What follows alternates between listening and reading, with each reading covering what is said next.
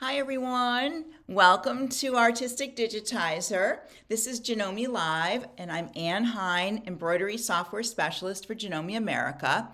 And before I take the screen away here, please note if you haven't joined us on our Facebook page, here's the address down in the right-hand corner.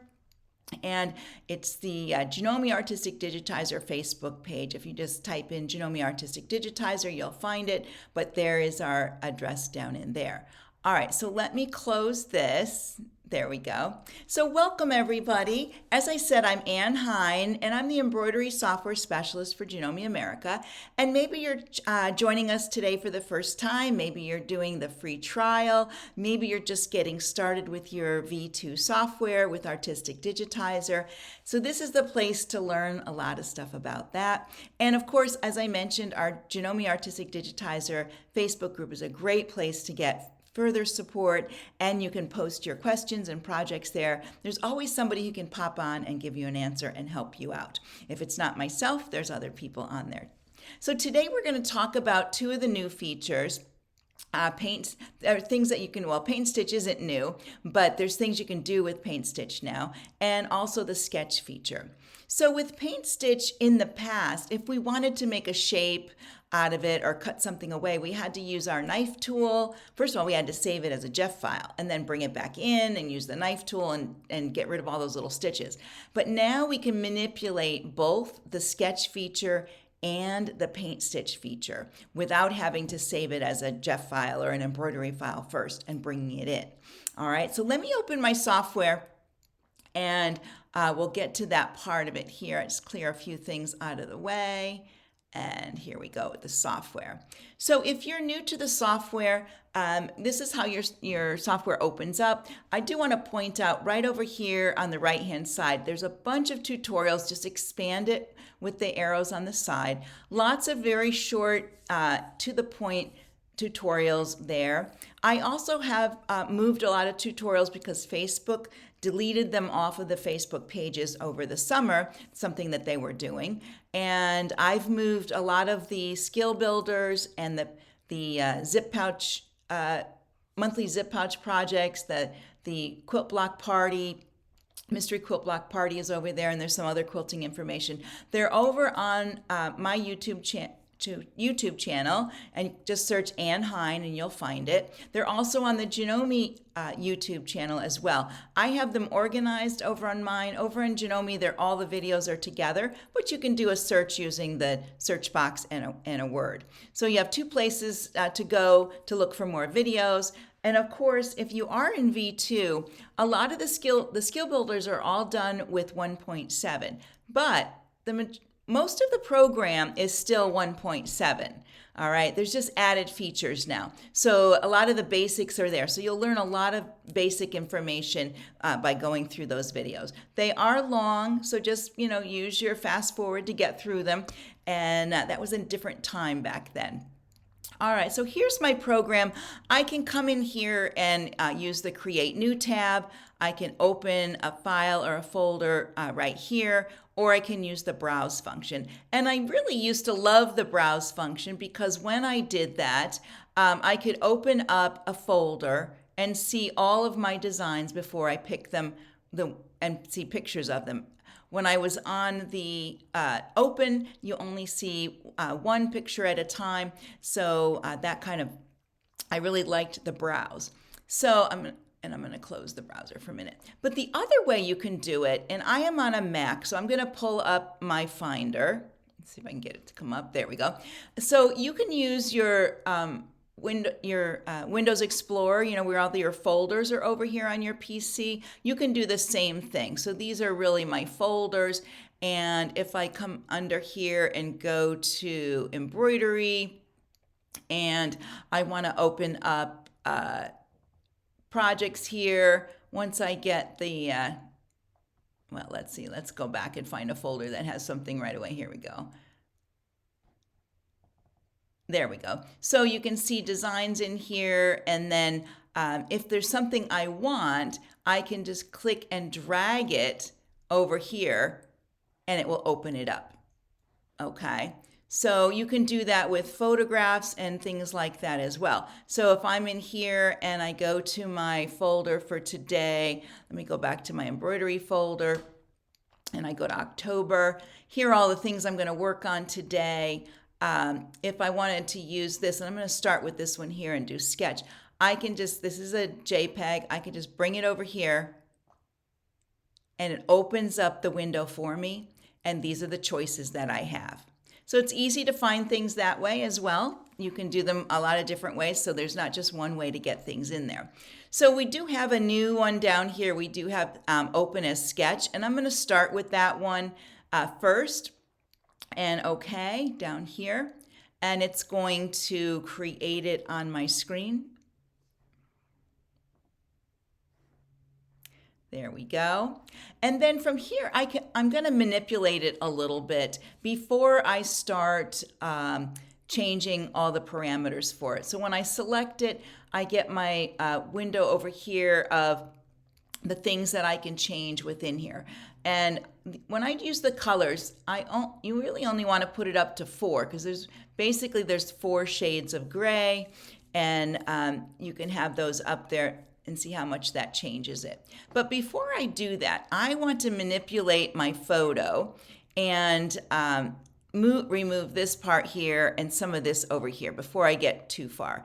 And what's nice is before we would have to resave it, but now we can click on Edit Nodes and we can move the node editor like this, and it'll crop away parts of the design, and then parts you don't want, you can click on here and click and drag out like that. Give it a moment. There we go. And then if I wanted to get something to right here, if I want to bring this in closer, maybe like to there. And then I'm going to I got to get let me change this to I'm going to add a node. And then I'm going to go back, there we go, and get my arrows so I can change that in here. So now I can use the arrows to further move the line. And then over here, I'll just bring this back up to get the shoulder back in there. There we go. And my computer, since I am recording and streaming, it does take a few extra minutes to get, or not minutes, but seconds to get this done. So on this side, if I want to change this here, I can just click here and kind of come in. And then down here, I'll just bring it out a little bit, maybe down here. And then I'm going to add a node. Once this catches up, I'm going to add a node here. So when I add a node, I'll do that again. When I add a node, let me get this over here first, and then use my arrow. So when you go to add an arrow, you want to see the node, and then right click and you'll get the window to choose what kind of node that you want to have on there. So you can do that.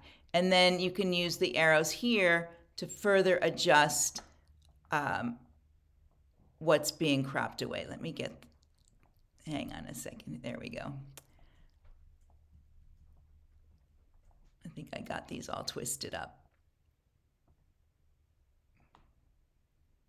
There we go. So anyways, you can see how you can move these around and crop your image. I'm gonna delete this one. Well, actually, no, because I want to continue to work with this one. I want to show you how to make some changes to it. Then I'll show you my original. So I'm going to leave it like this. Let's just click on select and over here. So now it's cleaned up a little bit more. And now I can go in here and start making my changes. So let's go ahead and add the 4 colors for the shades of gray if you want to. And I could further come in here and remove these if I wanted to. And I will, in my other one, I have them all removed, so you'll be able to see that. Okay. And then for my stitch length, I'm going to leave my stitch length where it is. I'm going to choose smoothing, so it'll reduce some things in there for me. I want to put my blending we have all these choices on blending. Here we go. I'm going to put it on full blending, so it'll help mix the colors a little bit more. And then my brightness, I'm going to set my brightness on 3. Now that works, if you go way up here to 14, there we go. And then if I bring it down here to be, I would say, less bright, I think it darkens up quite a bit.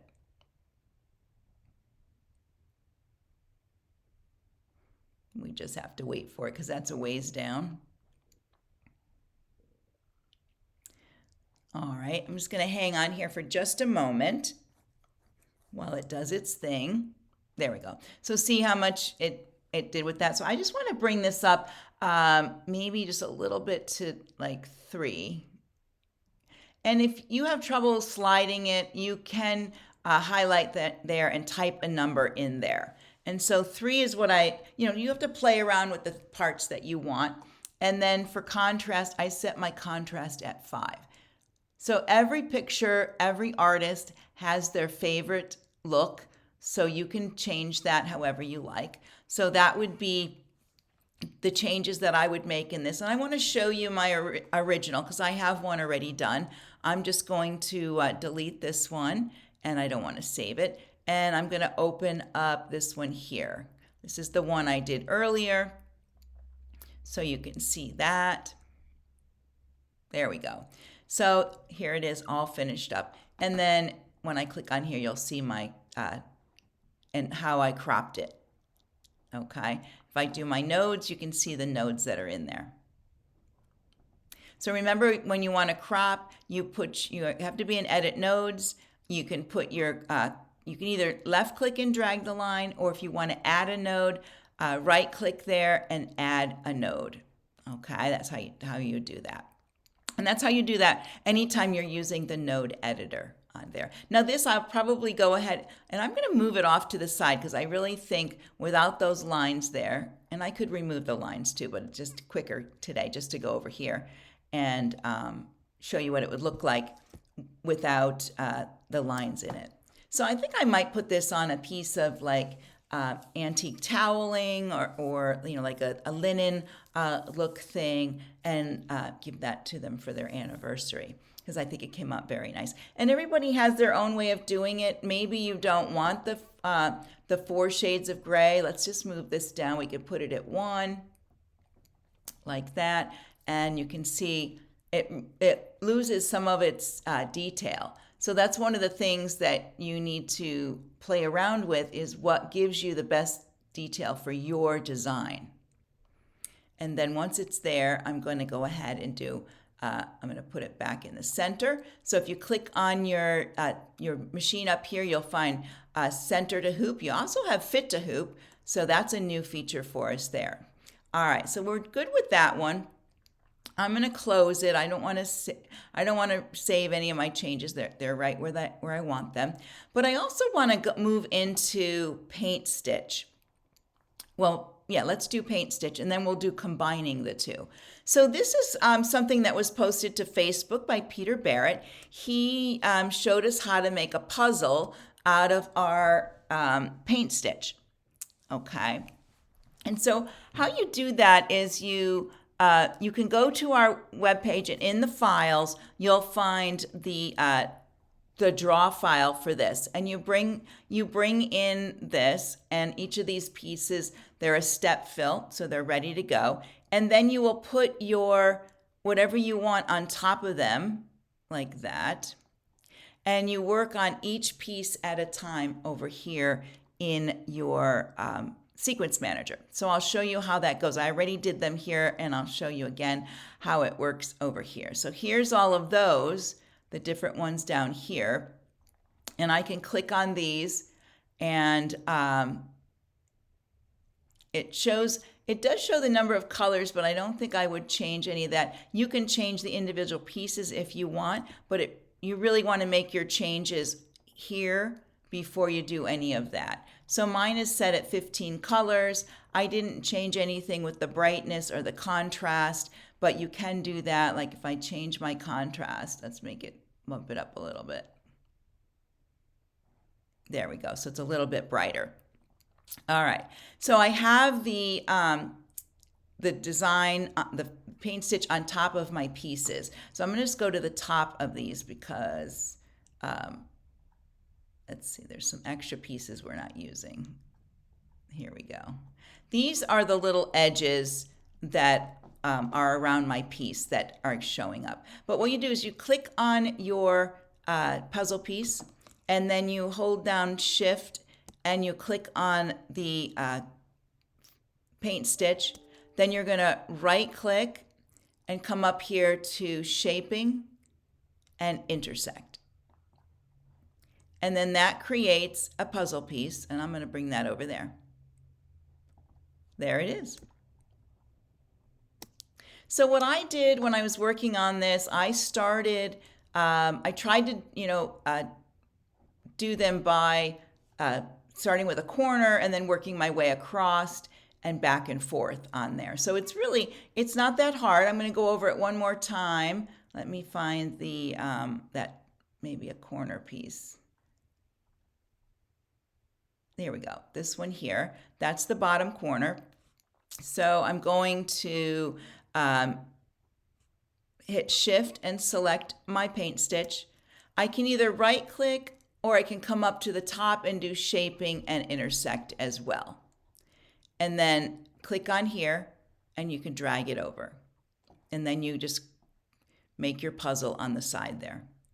It's very cool. I think that's really, really cool. So to get that design, you would go to the Janome Artistic Digitizer Facebook page, and in the files, you would, not in the guides, but in the files, you'll find the draw file for the puzzle piece on there. And I'm going to close this, and I'm going to say don't save because I don't need to save that part of it.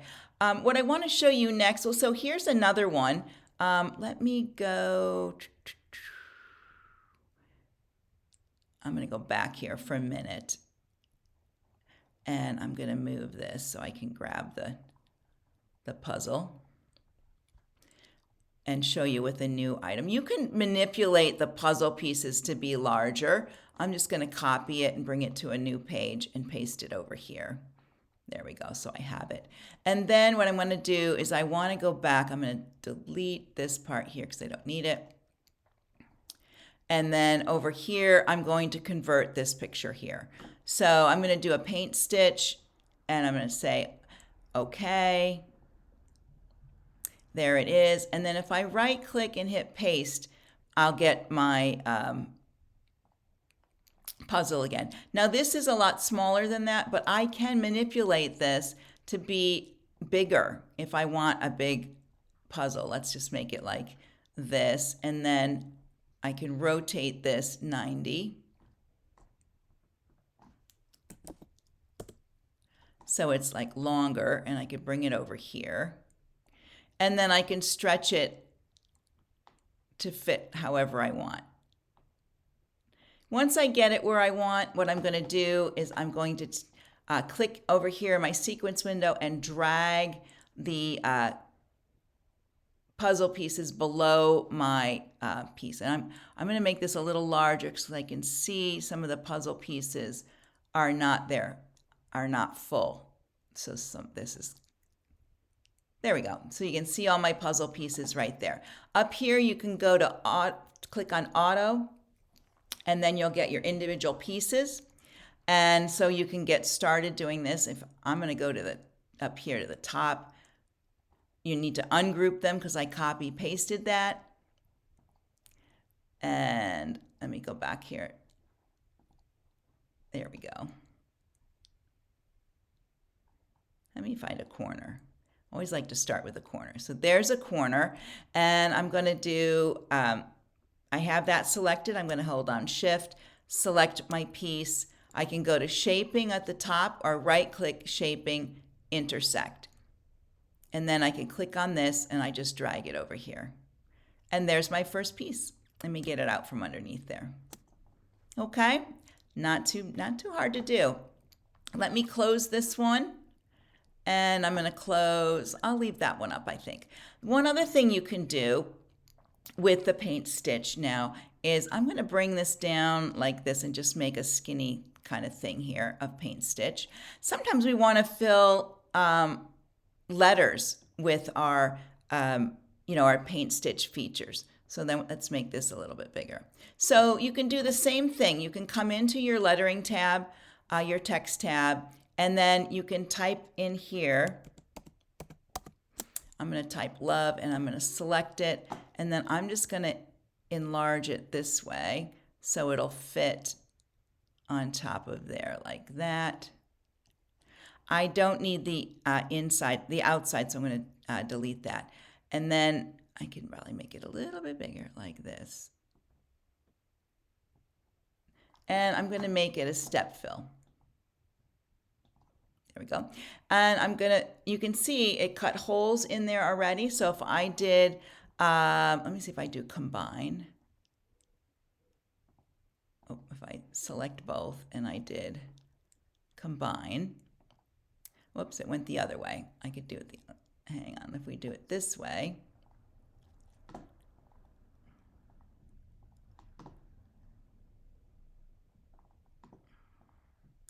Let's see if I can get it to go this way.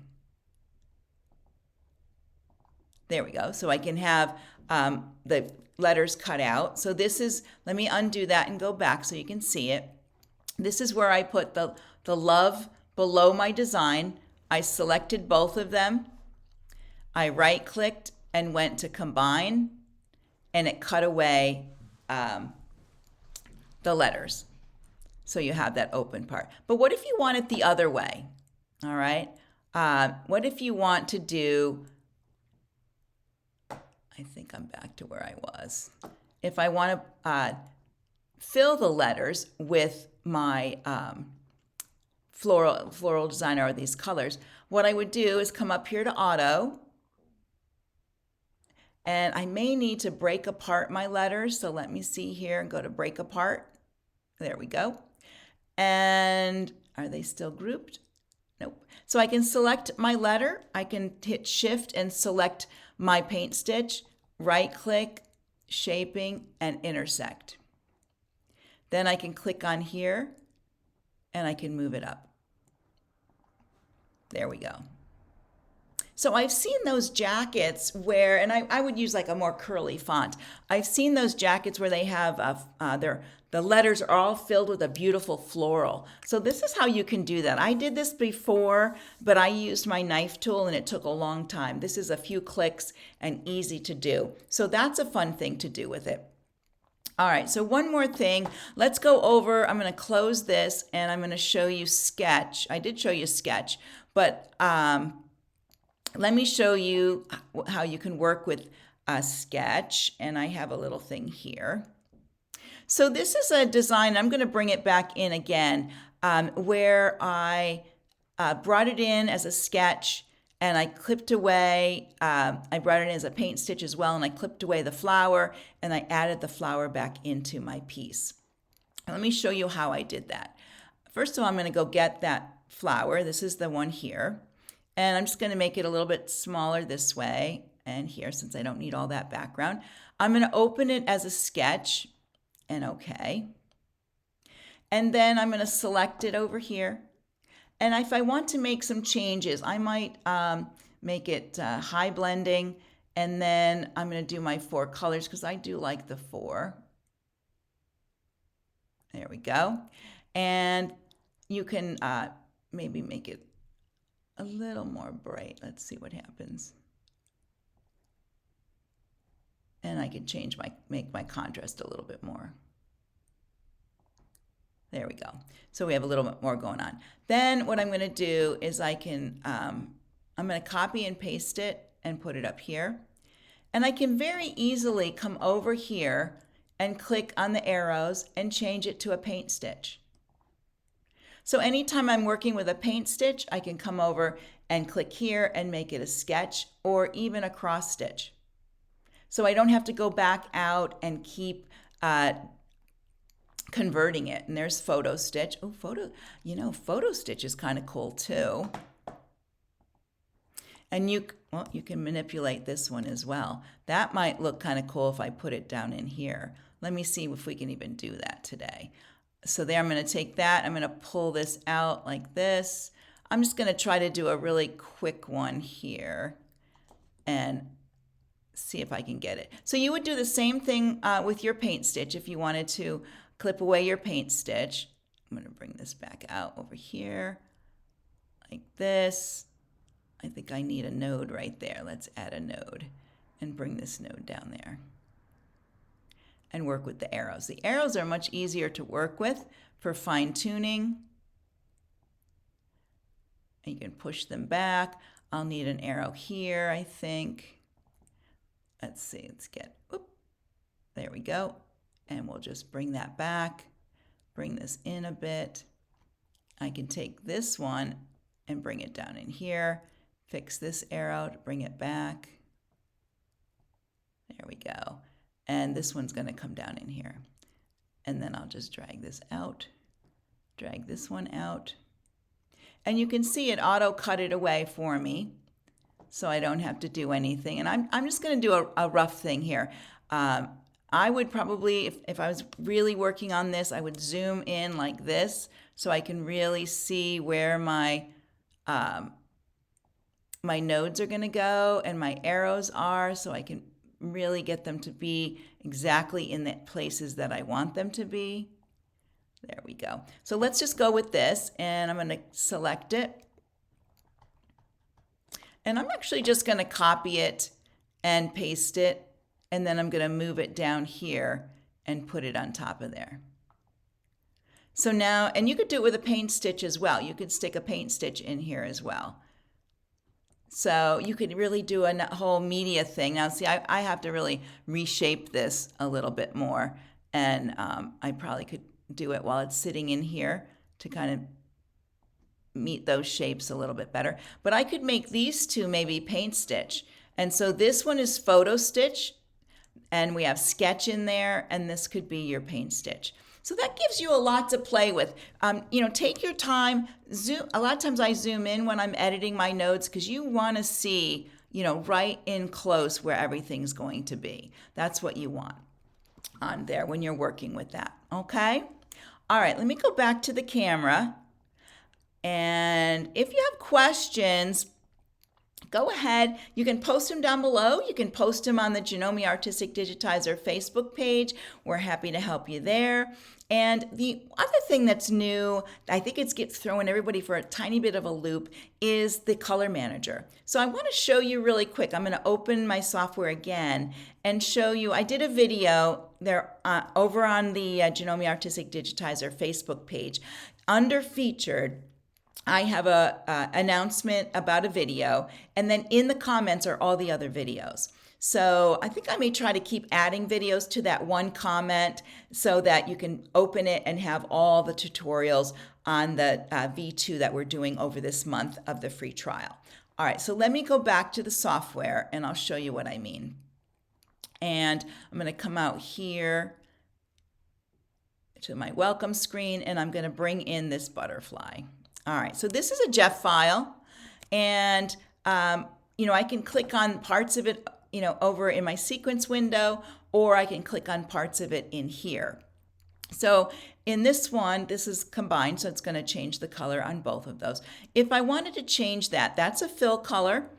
It's selected right there. I would just come over here to the bucket and left click, and it gives me the color wheel if I want. Or I can go to swatches, which I like swatches better. It's easier for me to find. And then here are my palettes. Now I've changed my palettes to be in a certain list for me, and I cover that in one of the videos. But if I wanted to change to, you know, marathon thread for this color, and I wanted this dark, well no, I think I want this pale pink, I would do that. And then just click here on the box, and now it's going to be that pink color. All right. Another thing you can do, if you go over to the color manager over here, you can play with harmonies. So you can change all the colors in it by harmonies, or you can change the whole piece to your brand. So if I was using, maybe I'm using Isochord. So I'm going to click on Isochord, click on my piece, and then I'll go to select, and now all of these, when I hover, are my isochord numbers. Okay, so you can use the color manager for changing. You can change individual colors here too, but I find it easier to change a whole brand up here if I wanted to. There's my, or even if you want to go back to RGB, I have that at the top. And then you can play with harmonies as well. Let me just click out there so that changes. And then you can, if you open up here, you can see complementary and things like that that change. So it's kind of neat to play with the harmonies on designs. Okay. All right. So that's a lot for today. Let me go back to the camera and just remind you, you're not out there. You're not out there alone. We're here to help you. So be sure to pop on our page, post below, because I get those as well. And you have several places to check for more information. All right, everyone, have a great day, and we'll see you again next week. I'm not sure what's on my schedule for next week, maybe some new features, and then some kind of behind-the-scene things. I like to show you some of the things we don't actually always see, so that's always fun. All right, everyone, have a great day, and happy creating.